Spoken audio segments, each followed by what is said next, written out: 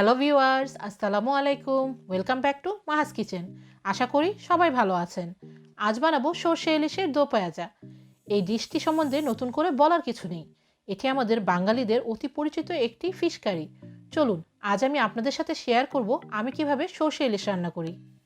সবার আগে রেডি করে নিচ্ছি সরিষা বাটা। একটি গ্রাইন্ডারে নিয়ে নিচ্ছি 1/4 কাপ সরিষা, 2টা কাঁচামরিচ, হাফ টিস্পুন সল্ট, 1/4 কাপ পানি।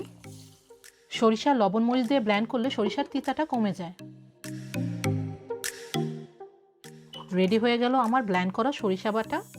আপনারা সরিষার খোসাটা না চাইলে হালকা পানি মিশিয়ে ব্লেন্ড করে চালনি দিয়ে চেলে নিতে পারেন। একটি গরম ফ্রাইং প্যানে অ্যাড করে দিচ্ছি হাফ কাপ অয়েল, অ্যাড করে দিচ্ছি 1.5 অনিয়ন স্লাইস করে কাটা, অ্যাড করে দিচ্ছি 1/3 টিস্পুন সল্ট। মনে রাখতে হবে আমরা সরিষা বাটাতেও সল্ট ইউজ করেছি। এবার অনিয়ন বা পেঁয়াজটা সফট না হওয়া পর্যন্ত কুক করে নিব। পেঁয়াজটা হালকা সফট হয়ে গিয়েছে, অ্যাড করে দিচ্ছি 1 টিস্পুন হলুদের গুঁড়া, 1 টিস্পুন মরিচের গুঁড়া, 1 টিস্পুন ধনিয়ার গুঁড়া। পেঁয়াজের সাথে মশলাগুলো মিক্স করে 1 থেকে 2 মিনিটের মতো মশলাগুলো কুক করে নিব যাতে কাঁচা গন্ধ না থাকে। পেঁয়াজটা মশলার সাথে খুব সুন্দরভাবে কুক হয়ে গিয়েছে। এবার অ্যাড করে দিচ্ছি ইলিশ মাছ। মাছটা আমি 4 মিনিট এই সাইড এবং পরে উল্টিয়ে 4 মিনিট অপর সাইডেও কুক করে নিব। এবার মাছগুলো উল্টিয়ে আরও 4 মিনিটের মতো অপর সাইডেও কুক করে নিব।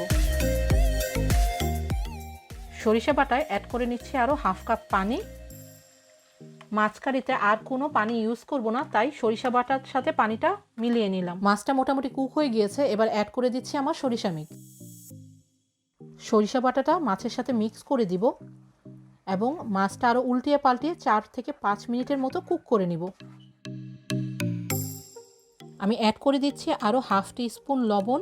আপনারা আপনাদের পছন্দ মতো লবণটা চেক করে নেবেন। এবার অ্যাড করে দিচ্ছি 4টা কাঁচামরিচ। এবার আরও 1 মিনিটের মতো মাছটা কুক করে নিব। মাছটি রান্না শেষ হয়ে গেল। এবার আমি পরিবেশন করে দেখাচ্ছি। পরিবেশন করে দিলাম সর্ষে ইলিশের দো পেঁয়াজা।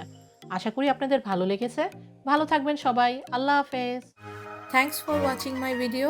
আশা করি আপনাদের ভালো লেগেছে। যদি ভালো লেগে থাকে লাইক করুন এবং সাবস্ক্রাইব করে আমার সাথেই থাকুন। বেল বাটনে ক্লিক করে নতুন আপডেটের অপেক্ষা করুন। থ্যাংক ইউ সবাইকে।